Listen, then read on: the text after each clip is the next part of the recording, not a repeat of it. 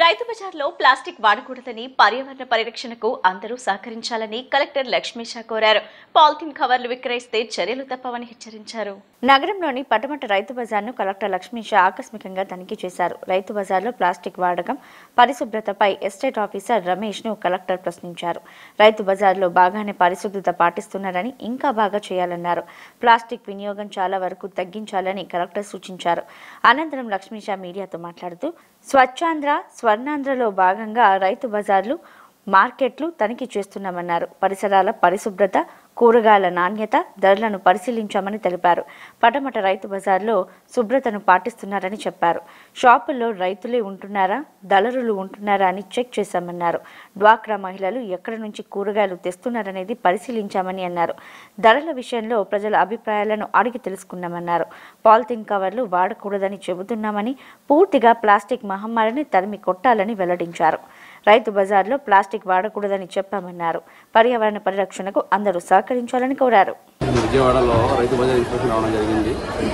Rythu Bazar inspection మేము 2-3 పాయింట్స్లో meeting జరుగుతుంది. ఒకటి స్వచ్ఛాంధ్ర, స్వర్ణాంధ్రలో భాగంగా సిటీలో అలాగే జిల్లాలో ప్లాస్టిక్ అనేది జరిగింది. ప్లాస్టిక్ పైన ఎంతో అమలు అవుతా ఉంది. అలాగే వచ్చేవాళ్ళు డిసిప్లిన్ వచ్చిందా లేదా, అలాగే షాప్ కూడా ఉన్న వాళ్ళు ఇంకా పాలిథిన్ వాడుతున్నారు. రెండోది ఈ కూరగాయలు ధరలు ఎలా అమ్ముతున్నారు, ఎక్కడి నుంచి తీసుకొస్తున్నారు, అది ముందుగానే నిర్దేశించిన ధరకి అమ్ముతున్నారా లేదా ఎక్కువ అమ్ముతున్నారా, బోర్డు పెట్టినారా, ఈ విషయం గురించి ఆపేయడం జరిగింది. ఇప్పుడు తీసుకుంటే ఇక్కడ పటమట రైతు బజార్కి రావడం జరిగింది. ముందుగా మాట్లాడారు. ఇంకా కొంతమందిలో పాలిథిన్ బ్యాన్ చేశారు, ఇది మనం ప్రత్యేకంగా ఎత్తుకోవాలి, ఇంకా ప్రాపర్గా అర్థం కాలేదు. ఇంకా కొంతమంది కల్పిస్తున్నారు. కానీ కొంతమంది అయితే వ్యాపారులే కాకుండా వచ్చే గ్రాహకులు కూడా గ్లాస్ బ్యాగ్ పెట్టుకొస్తున్నారు. అది చాలా ఆనందదాయకం. మనం ఎంత త్వరగా ఈ ప్లాస్టిక్ మహమ్మారిని తరిమి కొడితే అంత మంచిది పర్యావరణానికి కూడా ఆల్రెడీ అర్థం చేస్తున్నారు. మిగతా వాళ్ళు కూడా అర్థం చేయించే పనిలో ఉన్నాము. ఇంత చెప్పిన తర్వాత కూడా ఎక్కడ పాలిథిన్ వాడడం మొదలు పెడితే లేదా వాళ్ళు కొనసాగిస్తుంటే చర్యలు కూడా కఠినంగా చర్యలు కూడా తీసుకోవడం జరుగుతుంది. ఇప్పుడు బిఎంసీ అధికారులు అలాగే రైతు బజార్ అధికారులు కూడా చెప్పడం జరిగింది. ఇప్పటికప్పుడు ఈ ప్రతి రైతు బజార్లో కూడా ఒక ప్లాస్టిక్ లేని, అలాగే ప్లాస్టిక్ ప్రత్యామ్నాయ ఏదో ఉన్నాయి, జూట్ బ్యాగ్, అలాగే ఈ లాంగ్ టర్మ్ బ్యాగ్స్ సంచిత చేసేవి, అది అమ్మే షాప్ కూడా పెట్టడానికి ఏర్పాటు చేయమని చెప్పడం జరిగింది. సో దీని ద్వారా మనకు పర్యావరణము అలాగే స్వచ్ఛంద స్వర్ణానికి లక్ష్యం చేయడానికి ప్రయత్నించారు. జిల్లాలో ఉన్న 15 రైతు బజార్లో కూడా ఇది పకడ్బందీగా అమర్చడం జరుగుతుంది. వాళ్ళ కూరగాయలు పొలం నుంచి తెచ్చినా లేదా హోల్సేల్ మార్కెట్ నుంచి తెచ్చినా, బయట నుంచి తెచ్చినా ఇక్కడ అమ్మేది మాత్రం అమ్ముతున్నప్పుడు మాత్రం కంపల్సరీగా పాలిథిన్ వాడడానికి. అలాగే ధరలు అయితే ఉన్నాయో ఇది మార్కెటింగ్ అధికారులు నిర్దేశించిన ధరకే అమ్మాలి. అది బోర్డు కూడా పెట్టాలి ప్రతి చోట. సో రైతులు కూడా ఆ బోర్డుని పెట్టాలి. అట్లాగే వచ్చే వాళ్ళకి కూడా తెలియాలి ఈ రోజు ఏమేమి కూరగాయలు ఏ ధరలు ఉన్నాయనేది పబ్లిక్కి తెలియాలి. దానికి ₹1 ఎక్కువ కొనుక్కొని అమ్మినా కూడా వాళ్ళ మీద కఠిన చర్యలు తీసుకోవడం జరుగుతుంది. ఆధునిక సాంకేతికతతో వినూత్న ఆడిట్ పద్ధతులను అవలంబిస్తూ భవిష్యత్తుకు బాటలు వేసేలా మానవ వనరులను తీర్చిదిద్దుకోవాల్సిన ఆవశ్యకత ఉందని principal accountant general S Shantipriya తెలిపారు. రాజ్యాంగపరమైన విశ్వాసాన్ని నిలబెట్టడంలో అధికారులు, ఉద్యోగుల సమిష్టి కృషి అవసరమని సూచించారు. అధునాతన సాంకేతికతను ఉపయోగించుకుంటూ కాగ్ నిర్దేశించిన లక్ష్యాలను సమర్థవంతంగా సాధించాలని ఉద్యోగులకు ఉద్బోధించారు. ఆధునిక సాంకేతికతతో వినూత్న ఆడిట్ పద్ధతులను అవలంబిస్తూ భవిష్యత్తుకు బాటలు వేసేలా మానవ వనరులను తీర్చిదిద్దుకోవాల్సిన ఆవశ్యకత ఉందని principal accountant general S Shantipriya తెలిపారు. గురువారం స్థానిక స్టాలిన్ బిల్డింగ్ 8వ అంతస్తులోని మల్టీపర్పస్ హాల్లో principal accountant general S Shantipriya చేతుల మీదుగా 5వ ఆడిట్ దివాస్ వేడుకలు ఘనంగా ప్రారంభమయ్యాయి.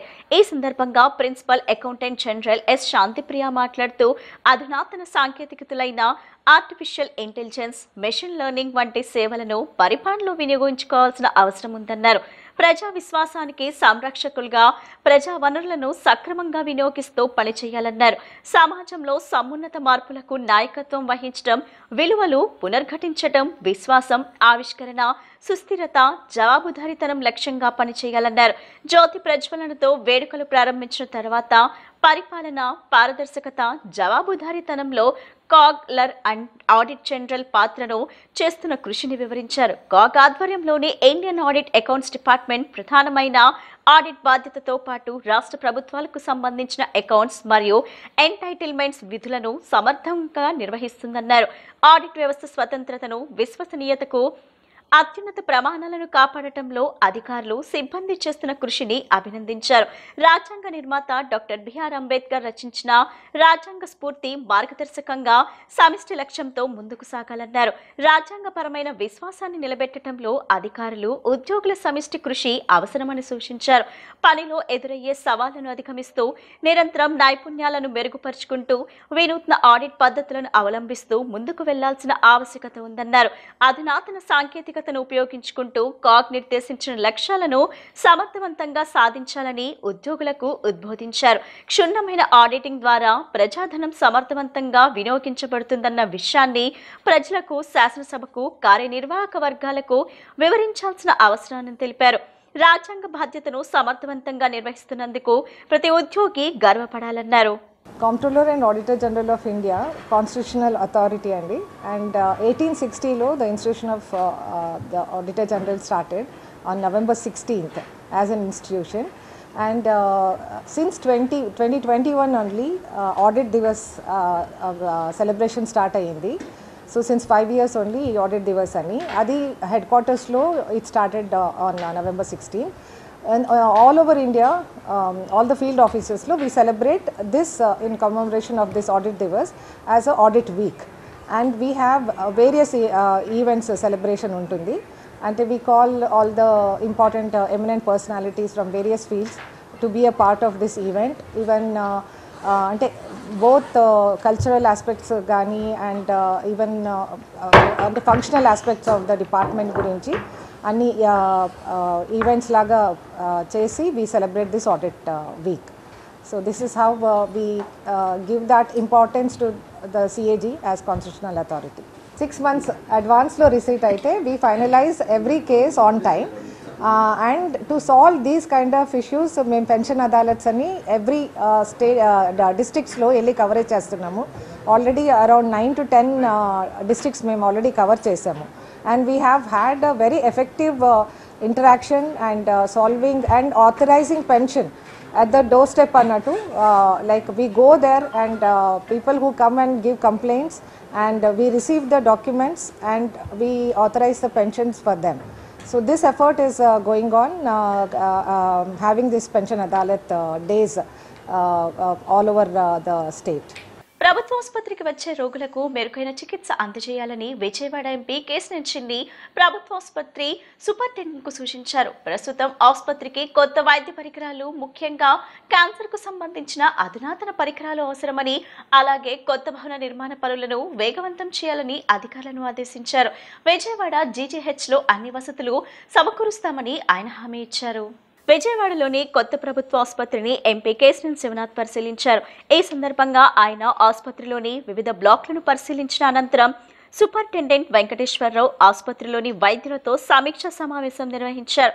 ప్రభుత్వ ఆసుపత్రికి వచ్చే రోగులకు ఎలాంటి ఇబ్బంది లేకుండా చూడాలని, వారికి మెరుగైన వైద్యం అందించాలని సూపరింటెండెంట్కు ఎంపీ సూచించారు. ఆసుపత్రి అభివృద్ధి, వసతులపై హెచ్ఓడీలు సూపరింటెండెంట్తో చర్చించిన ఎంపీ కేశినేని శివనాథ్ ఈ ఆసుపత్రికి రోజుకు సుమారు 3,000 మంది అవుట్ పేషెంట్లు వస్తున్నారని, ఇది రాష్ట్రంలోనే అత్యధికమని పేర్కొన్నారు. ప్రస్తుతం ఆసుపత్రికి కొత్త వైద్య పరికరాలు, ముఖ్యంగా క్యాన్సర్కు సంబంధించిన అధునాతన పరికరాలు అవసరమని, అలాగే కొత్త భవన నిర్మాణ పనులను వేగవంతం చేయాలని అధికారులను ఆదేశించారు. ఆసుపత్రిలో ఉన్న సమస్యలను రాష్ట్ర, కేంద్ర ప్రభుత్వాల దృష్టికి తీసుకువెళ్లడంతో పాటు కార్పొరేట్ సోషల్ రెస్పాన్సిబిలిటీ ఫండ్స్ ద్వారా నిధులు సమకూరించేందుకు ఆలోచిస్తున్నామని తెలిపారు. ప్రతి నెల జిల్లా ఎమ్మెల్యేలతో సమావేశమై ఆసుపత్రి అభివృద్ధికి చర్చించుకుంటామని, త్వరగా పనులు పూర్తి చేసేలా ప్రణాళిక సిద్ధం చేసి రాబోయే రోజుల్లో విజయవాడ జీజీహెచ్లో అన్ని వసతులు సమకూరుస్తామని ఆయన హామీ ఇచ్చారు. నర్సింగ్ విద్యార్థుల సమస్యల గురించి కూడా మాట్లాడిన ఎంపీ కొత్త భవనం పూర్తయిన తర్వాత వారిని అక్కడికి తరలిస్తామని ప్రకటించారు. వసతుల్లో ముఖ్యంగా కొత్త భవనం నిర్మాణం కొంచెం జరుగుతుంది, దాన్ని స్పీడప్ చేయాలి. అంతేకాకుండా క్యాన్సర్కి సంబంధించిన కొన్ని మిషన్లు మనకి రిక్వైర్మెంట్ ఉంది. వీటిలన్నిటినీ ఒక తెలుసుకుని ఈ సమస్యల్ని ఏ విధంగా రాష్ట్ర ప్రభుత్వం, కేంద్ర ప్రభుత్వం దృష్టికి తీసుకువెళ్ళాలి. అంతేకాకుండా కార్పొరేట్ సోషల్ రెస్పాన్సిబిలిటీ వల్ల కూడా కొన్ని వసతులు కల్పించుకునే విధంగా ఒక ఆలోచనతో ప్రయత్నం మొదలుపెట్టాం. ప్రతి నెల గౌరవ ఎమ్మెల్యేలు, కలెక్టర్ గారు, సూపరింటెండెంట్ గారు ఇక్కడ ఉన్న హెచ్ఓడిస్తో మీటింగ్ చేసుకుని త్వరగా పనులు పూర్తయ్యే విధంగా వెళ్దామని ఒక కార్యాచరణ ఆలోచించాం. తప్పకుండా ఈ జీజీహెచ్ అభివృద్ధిలో అంతేకాకుండా వచ్చిన పేషెంట్లందరికీ వసతులు కల్పించడంలో, సౌకర్యాలు కల్పించడంలో కృషి చేసే విధంగా మేమందరం కలిసికట్టుగా ప్రయత్నిస్తాం. తప్పకుండా ఈ జీజీహెచ్ని రాబోయే కాలంలో చక్కటి ఆసుపత్రిలాగా, ఎందుకంటే ఎంతోమంది పేద ప్రజలు దీనివల్ల లబ్ధి పొందుతున్నారు, చక్కటి హాస్పిటల్ లాగా తయారు చేసే విధంగా ప్రణాళికలు రచించుకుని ముందుకు వెళ్తామని తెలియజేసుకుంటూ, ఇక్కడ ఎన్నో సంవత్సరాల నుంచి ఈ హాస్పిటల్లో ఉండే నర్సులు చక్కటి సలహా సూచనలు కూడా ఇచ్చారు చాలామంది. అంతేకాకుండా హెచ్ఓడీలు కానీ సూపరింటెండెంట్ గారు కానీ అందరూ కూడా చక్కటి సూచనలు ఇచ్చారు. ప్రతినిత్యం ఇట్లా కూర్చుంటేనే మాకు కొంత అవేర్నెస్ కూడా వస్తుంది. ఆరోగ్య శాఖ మంత్రి వర్యులు సత్యకుమార్ యాదవ్ గారు మనకి ఇన్ఛార్జి మంత్రి గారు కూడా వారి దృష్టికి కూడా వీటినన్నింటినీ తీసుకుని వెళ్ళి, అన్నిటితో పాటు ముఖ్యమంత్రి వర్యుల దృష్టికి కూడా తీసుకుని వెళ్ళి జీజీహెచ్ ఆఫ్ విజయవాడ చక్కటి వసతులు కల్పించే విధంగా ఉండే విధంగా కృషి చేస్తామని అందరికీ తెలియజేస్తున్నాను. ధన్యవాదాలు. సీఎం చంద్రబాబు నాయుడు బాధ్యతలు స్వీకరించిన నాటి నుండి రాష్ట్రంలోని రైతాంగ సంక్షేమం, వ్యవసాయ అభివృద్ధికి పెద్దపీట వేస్తున్నారని సెంట్రల్ శాసనసభ్యులు బోండా ఉమామహేశ్వరరావు అన్నారు. రైతులకు భద్రత, భరోసా కల్పించడం, వారి ఆర్థిక స్థితిని మెరుగుపరుస్తామని చెప్పారు. వ్యవసాయ రంగంలో స్థిరత్వాన్ని తీసుకురావడం ప్రభుత్వం యొక్క ప్రధాన లక్ష్యాలుగా సాగుతున్నాయని చెప్పారు. కుందావారి కండ్రిక పాల సొసైటీ కృష్ణా యూనియన్లోనే 2వ స్థానం సంపాదించుకున్న సందర్భంగా సొసైటీ యాజమాన్యాన్ని ఎమ్మెల్యే బోండా ఉమా అభినందించి శాలువాతో సత్కరించారు. అన్నదాత సుఖీభవ, పీఎం కిసాన్ పథకం ద్వారా లబ్ధి పొందిన రైతులకు 3,90,000 రూపాయల చెక్కును అందజేశారు. సింగ్నగర్లోని ఎమ్మెల్యే క్యాంపు కార్యాలయం వద్ద రైతులకు అండగా అన్నదాత సుఖీభావ పథకంలో 2వ విడత డబ్బులు జమ చేసిన సందర్భంగా నియోజకవర్గ రైతులతో కలిసి సీఎం చంద్రబాబు నాయుడు చిత్రపటానికి బోండా ఉమా రైతులతో కలిసి పాలాభిషేకం చేయించారు. పంటల దిగుబడి నుండి మార్కెటింగ్ వరకు ప్రతి దశలోనూ రైతులకు అండగా నిలబడాలనే నిబద్ధతతో ప్రభుత్వం అనేక వినూత్న కార్యక్రమాలను చేపట్టామన్నారు. ముఖ్యంగా ధాన్యం కొనుగోళ్లలో పారదర్శకత, సకాలంలో చెల్లింపులు, యూరియా, ఎరువుల సరఫరా, పెట్టుబడి సహాయం మరియు ప్రకృతి వైపరీత్యాల నుండి రక్షణ వంటి అంశాలపై ప్రత్యేక దృష్టి సారించిందన్నారు. గత వైసీపీ ప్రభుత్వంలో నెలకొన్న సమస్యలను పరిష్కరించి రైతులకు ఆత్మవిశ్వాసాన్ని పెంపొందించడం ద్వారా వ్యవసాయ రంగాన్ని తిరిగి బలోపేతం చేయడమే లక్ష్యంగా రాష్ట్ర ఆహార భద్రతను పటిష్టం చేయడానికి సమగ్ర విధానాలను రూపొందించడం జరుగుతుందని ఎమ్మెల్యే బోండా ఉమామహేశ్వరరావు చెప్పారు. ముఖ్యమంత్రిగా బాధ్యతలు స్వీకరించినప్పటి నుండి ప్రభుత్వం రైతుల సంక్షేమానికి కట్టుబడి ఉందని, గత 18 నెలల కాలంలో రైతులకు ధాన్యం కొనుగోళ్లలో విప్లవాత్మక మార్పులు తీసుకువచ్చి గత ప్రభుత్వంలో రైతులు నెలల తరబడి ఎదురు చూడాల్సిన పరిస్థితిని మార్చి ధాన్యాన్ని గూడెంలోకి తోలగానే గంటల వ్యవధిలోనే రైతులకు డబ్బులు చెల్లించే విధానాన్ని అమలు చేశామని తెలిపారు. 2024లో చంద్రబాబు నాయుడు గారు ముఖ్యమంత్రిగా బాధ్యతలు స్వీకరించినాక ఇవాళ రాష్ట్రంలో రైతులకు ఒక భద్రత, ఒక భరోసా దొరికింది. రైతులకు ఒక ధైర్యం పెరిగింది. వ్యవసాయాన్ని స్వేచ్ఛగా చేసుకుంటా ఉన్నారు. ఈరోజు రాష్ట్రంలో గత 18 నెలల అధికారంలోకి వచ్చినాక పండించినటువంటి ధాన్యం ప్రభుత్వం గోడౌన్లోకి తోలంగానే వెంటనే గంటల వ్యవధిలోనే రైతులకు డబ్బులు ఇస్తా ఉన్నాం. గత ప్రభుత్వంలో నెలలు ఎదురు చూడాల్సిన పరిస్థితి, ఎప్పుడు డబ్బులు వచ్చాయో తెలియదు కాదు, డబ్బులు వస్తాయో రావో కూడా గ్యారంటీ లేని పరిస్థితి. ఇవాళ ఆ స్థితుల నుంచి ధాన్యం అమ్మిన గంటలోనే ఇవాళ రైతుల ఖాతాల్లోకి డబ్బులు ఇస్తా ఉన్నాం. అలాగే సహకార సంస్థల ద్వారా రైతులకి పెట్టుబడిని ఇస్తా ఉన్నాం. అంతేకాకుండా యూరియా కానీ, ఎరువులు కానీ ఎక్కడా కూడా రైతన్న ఫస్ట్ అని ఈ ప్రభుత్వం ముందుకెళ్తా ఉంది. ఎక్కడా వాళ్ళ గంట కూడా వెయిట్ చేయకుండా రైతన్నులందరికీ కూడా ఎరువులు కానీ, మందులు కానీ, పండించిన తర్వాత ధాన్యానికి డబ్బులు కానీ ఇస్తా ఉన్నాం. ఈరోజు ఎన్నికల ముందు చెప్పాం, అధికారంలోకి వచ్చినాక ప్రతి రైతన్నకి అండగా నిలబడతానని చెప్పాం. 20,000 రూపాయలు కేంద్రం ఇచ్చేది కానీ, రాష్ట్ర ప్రభుత్వం ఇచ్చేది కానీ ఖాతాల్లోకి వేస్తానని చెప్పాం. ఇవాళ 63 లక్షల మంది రైతన్నలకి ఖాతాల్లో డబ్బులు వేసి ఇచ్చిన మాట ప్రకారం కేంద్రం రాష్ట్రం మొత్తం మీద, దేశం మొత్తం మీద 18,000 కోట్లు ఇస్తే ఒక రాష్ట్రంలోనే 1,000 కోట్ల రూపాయలు రైతన్నలకు ఇచ్చిన మాట ప్రకారం ఖాతాల్లో వేసినటువంటి ప్రభుత్వం. వైసీపీ అధినేత జగన్పై టీడీపీ మాజీ ఎమ్మెల్సీ బుద్ధ వెంకన్న మరోసారి ధ్వజమెత్తారు. కోర్టుకు వెళ్తూ పెళ్లిపీటలు ఎక్కేవాడిలా బిల్డప్ ఇస్తూ జగన్ కోర్టు బోర్డులోకి వెళ్లారంటూ వ్యాఖ్యలు చేశారు. జగన్ కు సిగ్గుసరం ఉందో లేదో అర్థం కావటం లేదని మండిపడ్డారు. 12 ఏళ్లుగా బెయిల్ మీద ఉండి రాష్ట్రాన్ని రాక్షస పాలనతో విధ్వంసం చేశారని విమర్శించారు. బీహార్ సీఎం ప్రమాణ స్వీకార కార్యక్రమానికి పేదలకు సేవ చేసే నాయకులు వెళ్లారని, జగన్ తప్పులు చేశారు కాబట్టి కోర్టులో ఉన్నారని, ఇదే దేవుడు స్క్రిప్ట్ అని అన్నారు. 2020లో సీఎంగా నాంపల్లి కోర్టులో హాజరయ్యారని, ఈ రోజు పులివెందుల ఎమ్మెల్యేగా హాజరు కావటం నిజమైన స్క్రిప్ట్ అంటూ దుయ్యబట్టారు. ఈరోజు జగన్మోహన్ రెడ్డి సిబిఐ కేసులో ఏదైతే అవినీతి ఆరోపణలో తన ఆస్తులు జప్తు చేసి 16 నెలలు జైల్లో ఉన్న కేసులో ఈరోజు నాంపల్లి కోర్టులో హాజరవడం జరిగింది. అదేదో పెళ్లి కొడుకు పెళ్లి పీటలు ఎక్కే ముందు కారులో ఊరేగినట్టు నాంపల్లి కోర్టు బోన్లో ఎక్కే ముందు కారులో ఊరేగుతూ నమస్కారాలు పెడుతూ చేతులు ఊపుకుంటూ వెళ్తున్నాడు. సిగ్గు శరం ఉందా జగన్మోహన్ రెడ్డి అని నిన్ను అడుగుతున్నాం. అదేనా పెళ్లి పీటలు ఎక్కుతున్నావా? బోన్ ఎక్కుతున్నావు నువ్వు. బోన్ ఎక్కేటప్పుడు ఎవరన్నా సిగ్గుపడుతూ ఎక్కుతారు. అదేదో పెళ్లి పీటల మీదకి వెళ్తున్నట్టు నువ్వు ఊరేగింపుకి వెళ్ళడమే కాకుండా నిన్న ఎమ్మెల్యేలని ఇన్ఛార్జీలని తాడేపల్లి ప్యాలెస్లో మీటింగ్ పెట్టి రేపు అక్కడ జనాలు తరలి రావాలి, తరలి వచ్చి అక్కడ జడ్జీల ముందు రఫా రఫా రఫా అనాలి అని వాళ్ళకి డైరెక్షన్ ఇవ్వడం ఏంటి? ఇది ఎక్కడా చూడాల. 12 సంవత్సరాలు బెయిల్ మీద ఉంటూ బెయిల్ మీద తిరుగుతూ ఈ రాష్ట్రాన్ని రాక్షసుడు పరిపాలించినట్టు పరిపాలించి ఇవాళేదో పెద్ద నువ్వు ఘనకార్యం సాధించినట్టు 6 ఏళ్ళ తర్వాత కోర్టు వాయిదాకి జగన్మోహన్ రెడ్డి వెళ్తున్నాడని నీ సోషల్ మీడియాలో పెద్ద విజయం సాధించినట్టు నువ్వు పెట్టడం అనేది నీవు సిగ్గు అనేది ఇవ్వలేదా దేవుడు అన్నావు.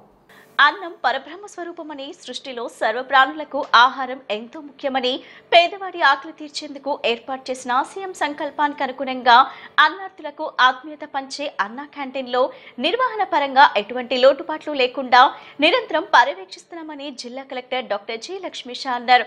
ప్రభుత్వం ప్రతిష్టాత్మకంగా నిర్వహిస్తున్న అన్నా క్యాంటీన్ల నిర్వహణ పరిశీలనలో భాగంగా జిల్లా collector doctor G Lakshmisha Patamata high school రోడ్లోని అన్నా క్యాంటీన్ను సందర్శించి నిర్వహణను పరిశీలించారు.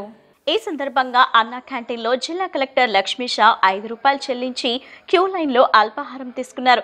ఉదయం అల్పాహారం కోసం వచ్చిన వారితో కలిసి అల్పాహారం స్వీకరిస్తూ క్యాంటీన్లో అందించే ఆహార పదార్థాల నాణ్యత ఎలా ఉంది, రుచి శుచిలు ఎలా ఉన్నాయని అడిగి తెలుసుకున్నారు. ఆహార పదార్థాల పట్టిక, టోకెన్ కౌంటర్, డైనింగ్ ఏరియాతో పాటు సరఫరా చేస్తున్న తాగునీటిని పరిశీలించారు. అనంతరం అన్నా క్యాంటీన్ నిర్వాహకులతో మాట్లాడుతూ అన్నా క్యాంటీన్ ఏర్పాటు చేసిన సంకల్పాన్ని దృష్టిలో పెట్టుకోవాలని, క్యాంటీన్ పరిసరాలు పరిశుభ్రంగా ఉంచాలని, అపరిశుభ్రత అనేది మచ్చుకైనా కనిపించకూడదని సిబ్బందికి స్పష్టం చేశారు. మెనూ ప్రకారం ఆహార పదార్థాలను అందుబాటులో ఉంచాలని ఆదేశించారు. ఆకలితో ఉన్న వారికి పట్టడన్నం పెట్టడంలో ఉన్న ఆనందం మరెక్కడా లభించదని, ఇలాంటి మంచి కార్యక్రమంలో పనిచేసే భాగ్యం కలగటం అదృష్టంగా భావించి నిబద్ధతతో సేవలందించాలని సూచించారు. ఎక్కడా ఎలాంటి ఇబ్బందులు లేకుండా క్యాంటీన్ను నిర్వహించాలని కలెక్టర్ సూచించారు. అన్నా క్యాంటీన్ నిర్వహణలో ప్రజాభిప్రాయం సేకరించేందుకు క్యూఆర్ కోడ్ను ఏర్పాటు చేయడం జరిగిందని, ప్రజాభిప్రాయాలను పరిగణలోకి తీసుకొని మరింత సమర్థవంతంగా అన్నా క్యాంటీన్లను నిర్వహించాలని కలెక్టర్ లక్ష్మీషా సూచించారు. ఇప్పుడు కాసేపు ప్రకటనలు.